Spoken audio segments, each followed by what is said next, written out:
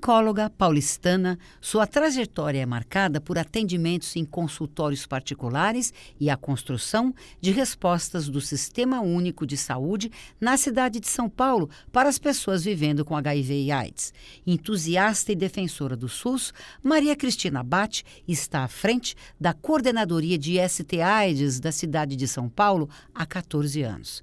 Faz parte da equipe que ajudou a desenvolver uma política pública na cidade que fez com que São Paulo recebesse a certificação de eliminação da transmissão vertical, a primeira metrópole da América Latina a conseguir este feito.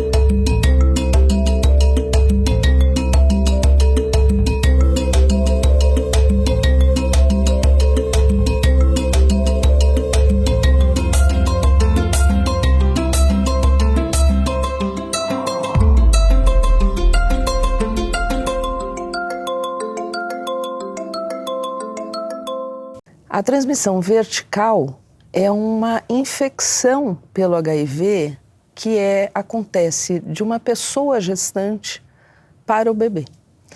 E ela é a única via de transmissão do vírus que depende muito mais do sistema de saúde do que propriamente do comportamento das pessoas. A transmissão vertical do HIV, quando a criança corre o risco de ser infectada pela gestante, pode acontecer em 3 situações: na gestação, no parto ou na amamentação. Atualmente, as chances de passar HIV da mãe para o filho são infinitamente menores porque nós temos os antirretrovirais, os medicamentos que combatem o HIV no corpo humano. Adesão a tratamento, carga viral indetectável e cuidados na hora do parto evitam que a transmissão aconteça. Para que você possa monitorar, controlar e chegar onde nós chegamos, de eliminar, é preciso que muitas frentes do sistema de saúde funcionem e funcionem bem.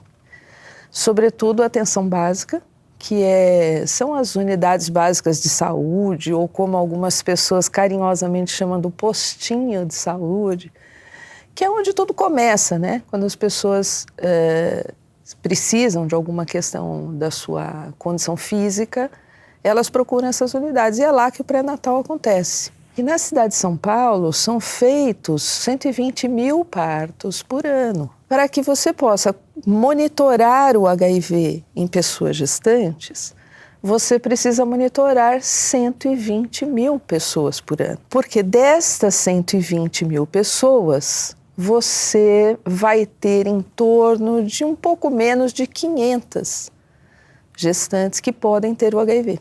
É importante que as pessoas, quando entram numa unidade básica de saúde, tenham o seu pré-natal de qualidade. Ela precisa fazer exames. Uma pessoa que falta um exame ou uma consulta, precisa haver uma notificação para essa unidade básica para dizer, olha, a gestante faltou, precisa localizá-la. Por que ela não veio à consulta? Será que aconteceu alguma coisa com ela? Acompanhar notificações que acontecem não só dentro do sistema público, mas também no sistema suplementar ao SUS, que são os convênios, né, o sistema particular, e a gente vai em busca dessa gestante. Então imagina isso no universo de São Paulo, em que você tem bairros aqui com 2 milhões de habitantes, né? São Paulo é maior do que Portugal, por exemplo. Nós que trabalhamos com HIV, a coordenadoria de HIV, eu costumo dizer que nós entramos quando tudo deu errado. Porque quando esta pessoa que não tinha o HIV, né, ela descobre que tem o HIV durante o pré-natal, não é que não tinha, ela não sabia, descobre durante o pré-natal e aí ela vai para o nosso serviço especializado. O prefeito Bruno Covas estava vivo e nós tínhamos uma relação bastante próxima e ele me mandou um WhatsApp. Roseli, bom dia, tenho uma ótima notícia para você. Acabei de descobrir que a cidade de São Paulo vai receber certificação porque está conseguindo eliminar a transmissão vertical. Eu falei, nossa, prefeito, obrigada, não sei o quê. Posso dar? Ele falou, espera que eu vou gravar. Vou entrar nas nossas redes sociais, depois você dá. Recebi ontem a confirmação do ministro da Saúde, o ministro Mandetta. A cidade de São Paulo será certificada com o fim da chamada transmissão vertical da AIDS. Ou seja, aqui em São Paulo, por conta de uma série de políticas públicas que vem sendo adotada ao longo dos anos, que foram mantidas e ampliadas na nossa gestão, acabou a transmissão que é feita da mãe para o filho. É um orgulho para um sistema público de saúde que pode ser exemplar para municípios menores, às vezes para estados menores. Eliminar a transmissão vertical não é eliminar nos serviços do município, é eliminar na cidade de São Paulo, ou seja, é você garantir que mesmo aquelas pessoas que não são usuárias do SUS, que elas tenham o mesmo acesso, o mesmo direito ao diagnóstico e às profilaxias. O SUS é um sistema muito competente. Pena que as pessoas descobriram o SUS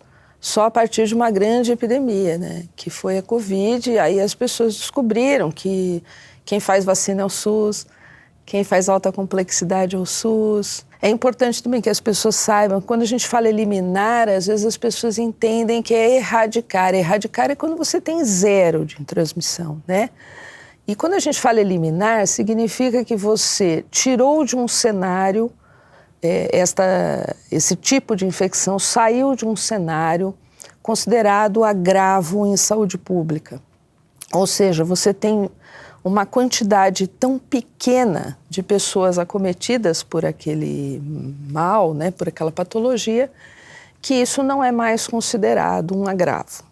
Para a cidade ou estado receberem a certificação de eliminação da transmissão vertical concedida pelo Ministério da Saúde, eles devem atender a uma série de critérios estabelecidos pela Organização Mundial da Saúde. Esses critérios incluem a qualidade dos programas e serviços da saúde, da vigilância epidemiológica, entre outros. Um ponto importante é que nos últimos 2 anos, mais de 95% das gestantes que vivem no município ou no estado devam ter realizado pelo menos 4 consultas de pré-natal e um teste de HIV.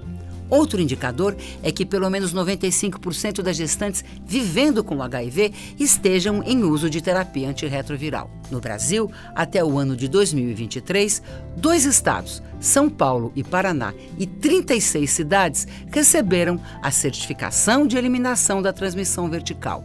São Paulo foi a primeira metrópole da América Latina a realizar este feito.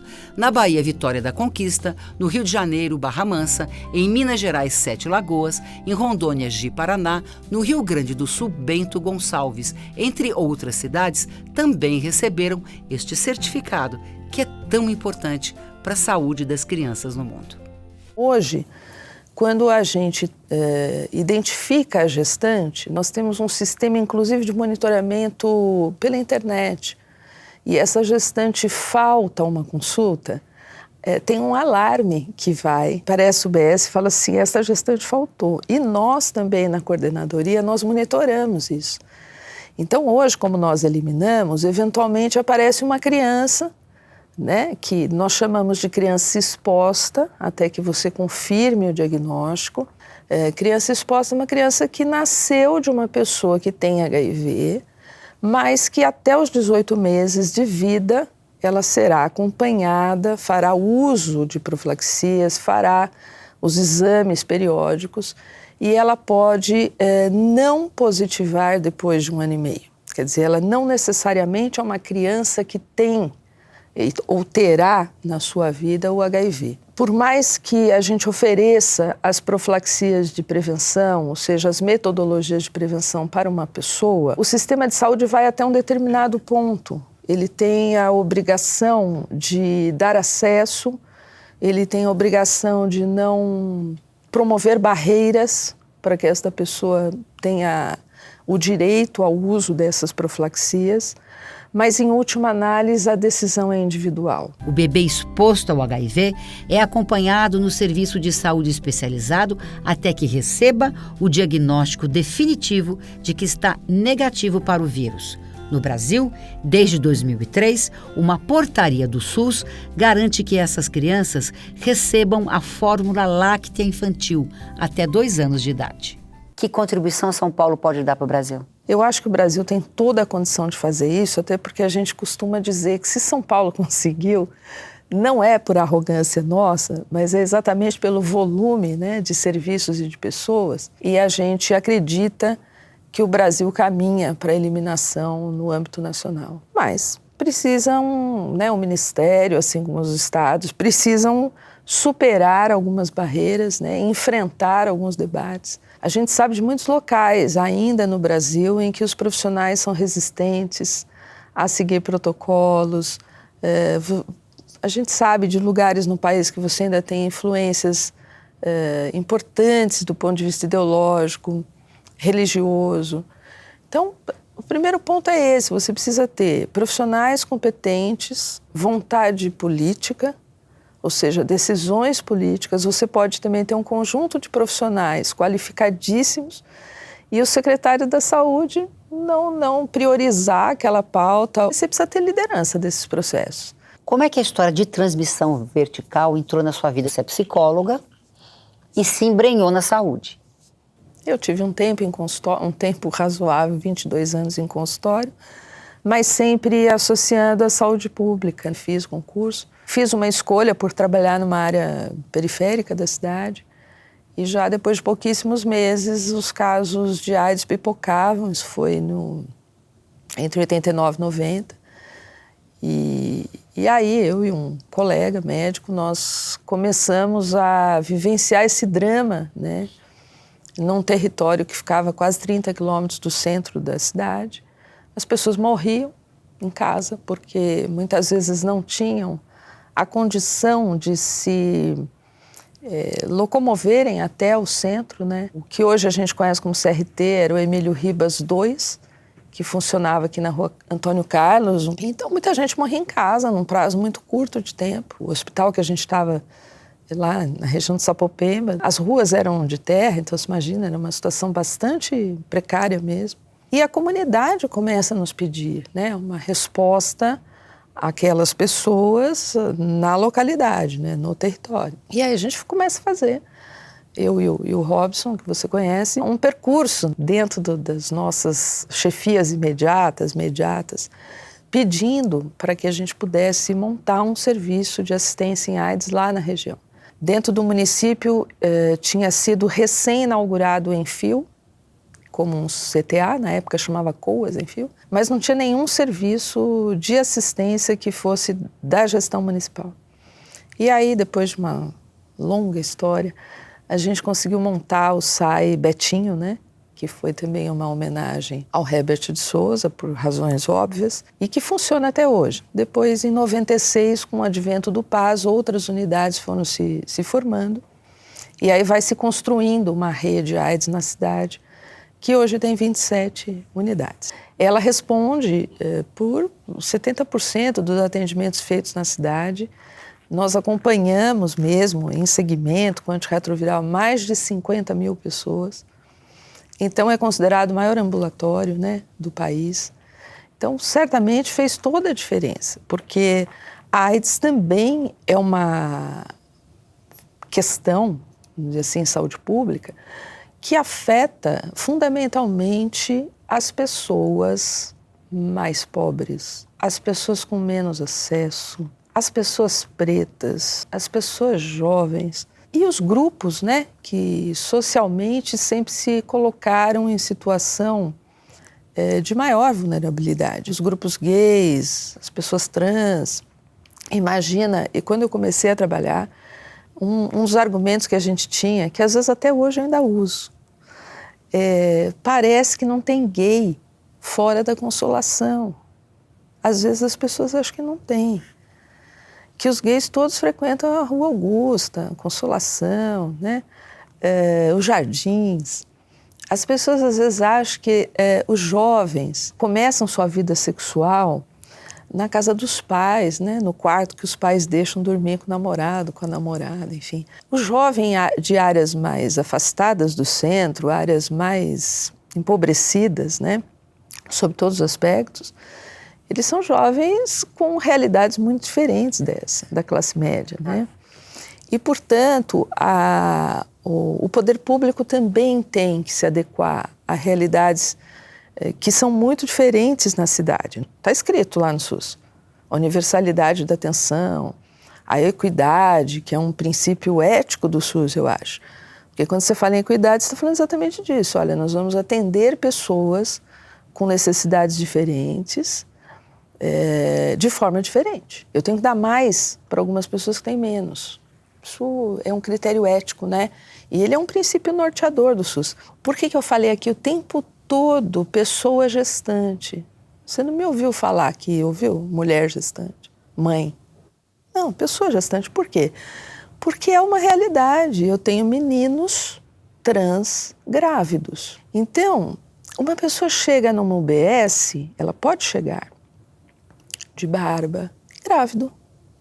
Isso muda uma ordem de raciocínio, talvez, daquele profissional que está naquela UBS, que foi historicamente construída para a puericultura, para as questões metabólicas, para os idosos. Muda um pouco, não muda essa lógica de... Tudo. Pois é. Então a gente tem que enxergar o quê? Um pouquinho além. Voltando um pouquinho para a transmissão vertical e a sua história na construção de uma resposta efetiva no enfrentamento do HIV na nossa cidade, que é São Paulo, como é que começaram a aparecer os primeiros casos de transmissão vertical? Eu me lembro da doutora Luísa Vilela, que contou para nós, trouxe essa discussão a público, dizendo que percebeu-se HIV nas mulheres através das crianças que nasceram com HIV. Infelizmente, esse imaginário equivocado de que o HIV era uma doença dos homens gays prevaleceu muito tempo. Daí a gente perdeu tempo com esse conceito e aí a AIDS, o HIV chegou nas crianças e aí percebeu-se as mulheres com HIV. Quando nós montamos lá o ambulatório, conhecia-se ainda pouco, né? Isso foi em 89, 90, quer dizer, era o início ainda de uma história. No município conhecia-se menos ainda, a gente estava iniciando a gestão com a prefeita Luísa Erundina e aí algumas propostas já um pouco mais humanizadas de atendimento. Não colocamos o atendimento infantil naquele momento, mas passado 9, 10 meses, as nossas já pacientes, né, as pessoas que já usavam lá o ambulatório, começam a aparecer grávidas. Em muitos casos assim, né, de mulheres que chegaram lá e tiveram seu diagnóstico no momento da gestação, infectadas pelos seus parceiros, e aí, eu acho que em menos de um ano, a gente abre a enfermaria infantil, na época já muito movimentada, muitas crianças, e com poucas possibilidades terapêuticas também, né? Eu me lembro que a doutora Marinella sempre foi uma referência bastante importante para nós. As nossas pediatras lá vinham à época ao Emílio Ribas para fazer os treinamentos com ela, para aprender direitinho o manejo, porque isso era novidade também para o corpo médico. E a doutora Marinella sempre muito carinhosa também, acolhendo os profissionais, né? Querendo ensinar, mas eu me lembro que alguns procedimentos terapêuticos eram feitos, né, via processos. A gente tinha que abrir processos para conseguir um medicamento ou um insumo que a gente tinha que administrar com as crianças, né? Então, um momento bastante delicado e que a gente, à época, ficava, enfim, muito entristecidos, porque as crianças, de fato, tinham uma condição clínica muito ruim, assim como os adultos, né, adoeciam muito, mas também tivemos sucesso, também tivemos, mesmo nesta fase, crianças que evoluíram bem, que vivem com HIV até hoje, algumas delas que já construíram sua vida adulta, que têm filhos, então. Mas, naquele momento, eram exceções, né? Grande parte daquelas crianças e mesmo dos adultos não tiveram o mesmo êxito. O papel das casas de apoio naquele momento na história da AIDS, Cristina? Super importante. Muitas vezes crianças que não tinham mais, por exemplo, a sua mãe naquela época, por conta da própria doença, A família não conseguia acolher. A família não conseguia acolher, preconceitos inúmeros, porque as crianças eram, de fato, muito estigmatizadas, e essas casas sempre foram, né, um ponto fundamental de subsistência para essas crianças, e mais do que isso, de socialização, de formação e de sustento mesmo. É muito importante quando a gente fala de casa de apoio, Roseli, 40 anos depois dessa epidemia, a gente não perder de vista que as casas de apoio nascem da urgência da causa, do desespero da causa, de pessoas, sejam elas crianças ou os adultos,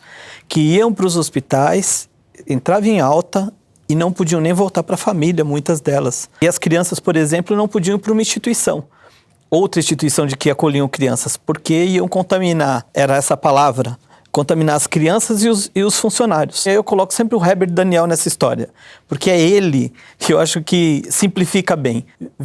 Não vivemos apenas perversos vírus biológicos, vivemos perversos vírus ideológicos, onde o estigma e discriminação é tão letal quanto a AIDS. O Padre Valeriano, ele veio para quebrar um pouco a hipocrisia, talvez, de um cristianismo muito mais voltados à não realidade, para mostrar que as pessoas devem olhar o que está acontecendo agora e tomar as decisões diante daquilo que está acontecendo.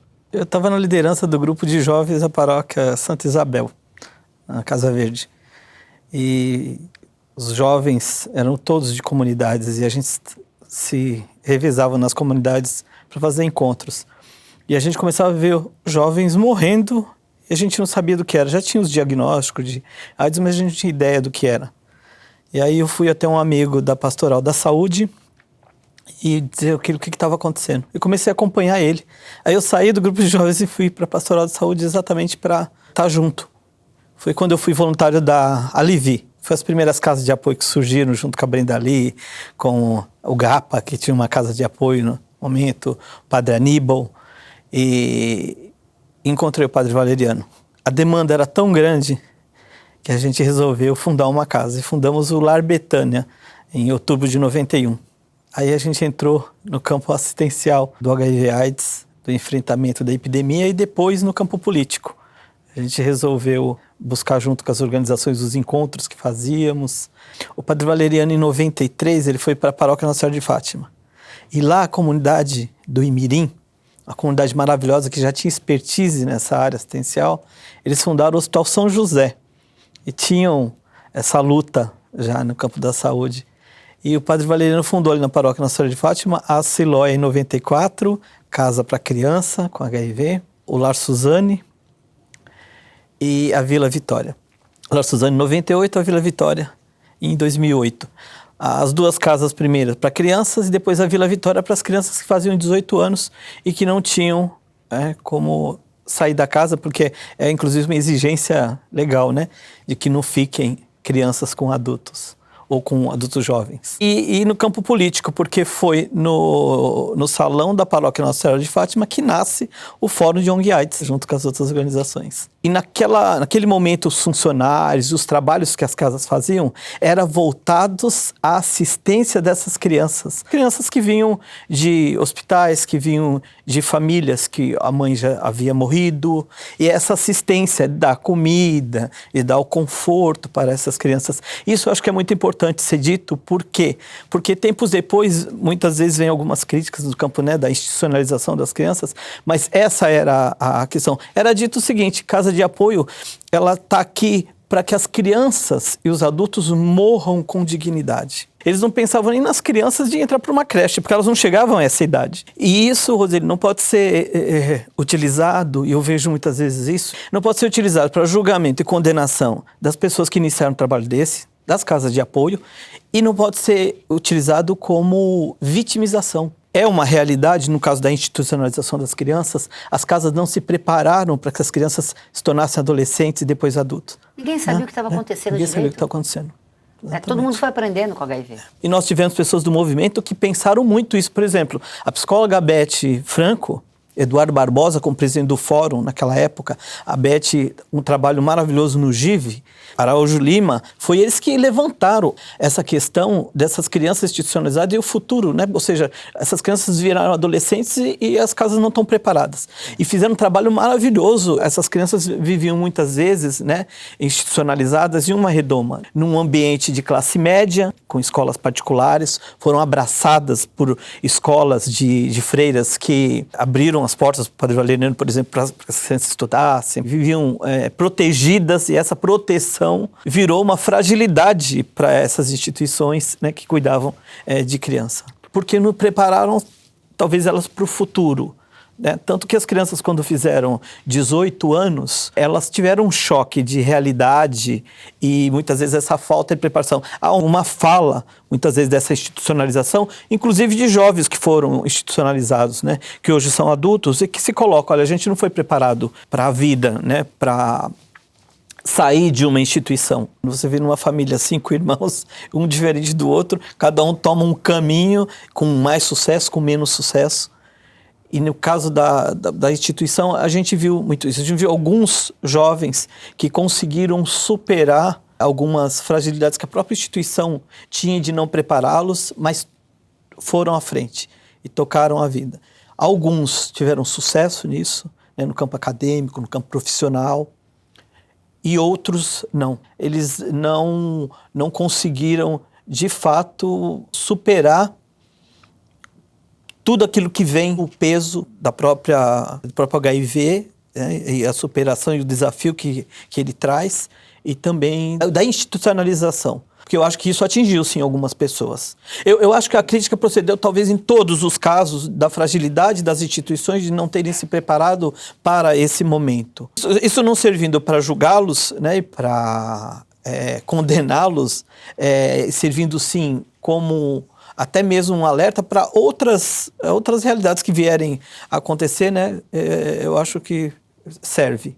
Acho que a instituição, naquele momento, defendeu e acolheu essas crianças de todo o preconceito que as cercava, não? Exatamente. Eu acho que a primeira função de uma instituição que trouxe essas crianças era essa proteção de uma sociedade, né, que tinha restrições, que tinham cuidados ligados ao estigma e ligados à discriminação a essas crianças. Alguns militantes entraram com isso, com as casas de apoio, como se fosse mais uma acusação, do que propriamente dito uma busca de reconhecimento de uma fragilidade que precisava ser superada. E isso trouxe algo muito ruim, inclusive houve uma reação das próprias instituições para com militantes nesse sentido. Né? E por quê? Porque essas casas surgiram exatamente nesse momento em que essas crianças não teriam esse apoio. Eu vou dizer para você, olha, eu não sei o que poderia ter acontecido se não existissem as casas de apoio. Roseli, eu sou católico, convivi com várias outras religiões e eu conheci as pessoas dessas religiões, pessoas que estavam na mesma luta, que desenvolveram trabalhos maravilhosos. O Centro de Convivência Infantil Filhos de Oxum era uma casa religiosa, e ele transformou a casa numa casa de apoio, que levou crianças até a vida adulta. Tem um mundo que vive com HIV, nosso mundo, a gente convive com o HIV, com as dificuldades de enfrentamento e de preconceito que o HIV os desafios, né, que nos traz todo dia. E tem um mundo que parece que não está nem aí com o assunto que nos fez aproximar e nos tornar amigos. O que você tem para dizer para esse mundo quando a gente fala do nosso tema? Vamos dividir esses dois mundos. Esse mundo aqui a gente precisa fortalecer ele o máximo possível. Esse mundo das pessoas vivendo, convivendo, a gente precisa se fortalecer muito, sempre. A gente está muito fortalecido. E uma vez a gente estando fortalecido, a gente pode dizer para esse mundo, olha, o mundo do HIV é esse aqui. É de pessoas que estão aí vivendo, que estão vivendo muito, que estão enfrentando essa epidemia e vão enfrentar até o final. Quando a gente fala da pandemia de HIV e AIDS, Duda, qual é teu sonho? O sonho é a cura. Eu lembro, por exemplo, do Stalin Pedrosa, que ele dizia que a AIDS deve estar na agenda de prioridades da humanidade. Se isso não acontecer, estaremos compartilhando fracassos e frustrações e contabilizando a cada dia novos casos da infecção pelo HIV/AIDS. Por mais que esses medicamentos chegaram, e que bom que eles chegaram, e vão chegar melhores ainda, mas quando a cura chegar, se eu estiver em vida, eu acho que vai ser a visão de que a minha missão, o trabalho, ele foi cumprido. ele chegou nesse ponto. Para que você possa monitorar, controlar e chegar onde nós chegamos, de eliminar, é preciso que muitas frentes do sistema de saúde funcionem e funcionem bem. Sobretudo a atenção básica, que são as unidades básicas de saúde, ou como algumas pessoas carinhosamente chamam do postinho de saúde, que é onde tudo começa, né? É lá que o pré-natal acontece. Eu não sei o que poderia ter acontecido se não existissem as casas de apoio. Porque essas casas surgiram exatamente nesse momento em que essas crianças não teriam esse apoio.